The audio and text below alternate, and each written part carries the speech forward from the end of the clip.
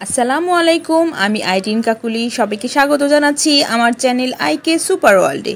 আজ আমি আপনাদের জন্য নিয়ে এসেছি চালতার আচারের একটি অসাধারণ রেসিপি। আমি আমার নিজস্ব স্টাইলে এই আচারটি তৈরি করেছি। তো চলুন বন্ধুরা, আমরা দেখে আসি এই আচার তৈরি করতে আমাদের কি লাগছে।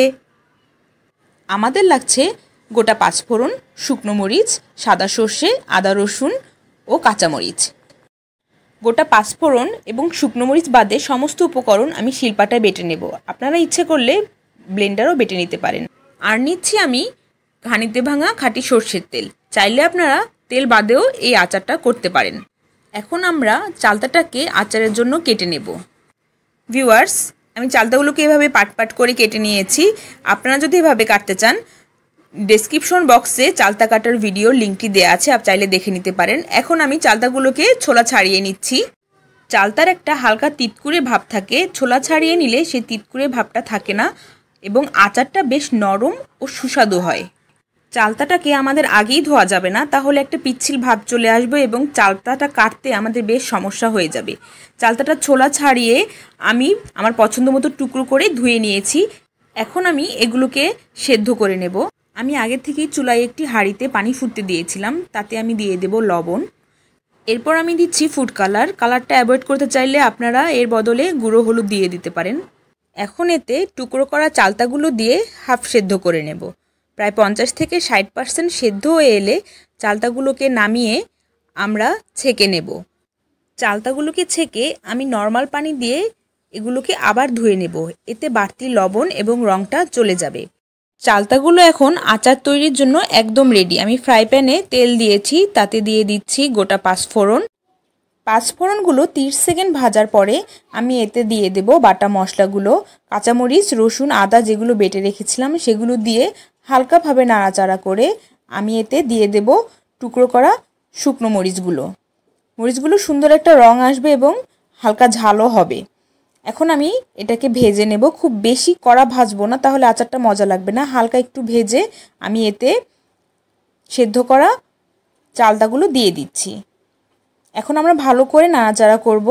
খুব ভালো করে নাড়াচাড়া করে চালতাগুলোকে আমরা মাঝারি থেকে লো আঁচে প্রায় 10 মিনিট পর্যন্ত কষিয়ে নেব।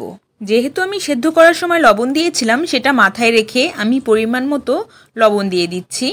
লবণ দেওয়ার পর আচারটাকে আমি আরও কিছুক্ষণ রান্না করব। আমার কাছে মনে হচ্ছিল তেলটা একটু কম, তাই আমি একটু তেল দিয়ে দিচ্ছি।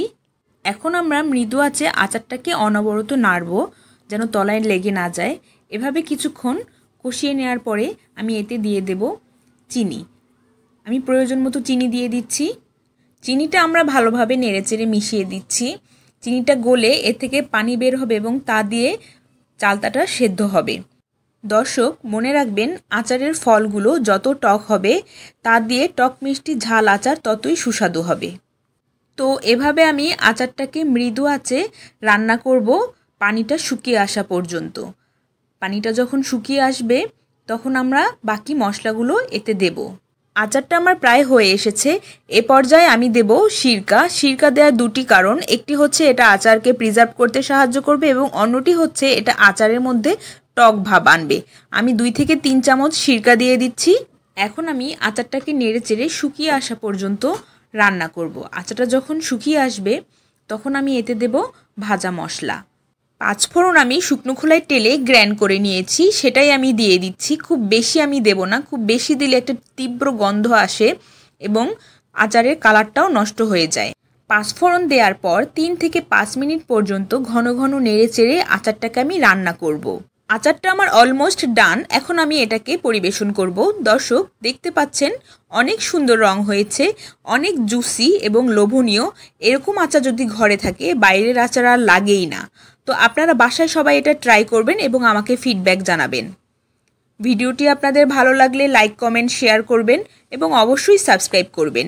আজ এ পর্যন্তই। সবাই ভালো থাকবেন। আল্লাহ হাফেজ।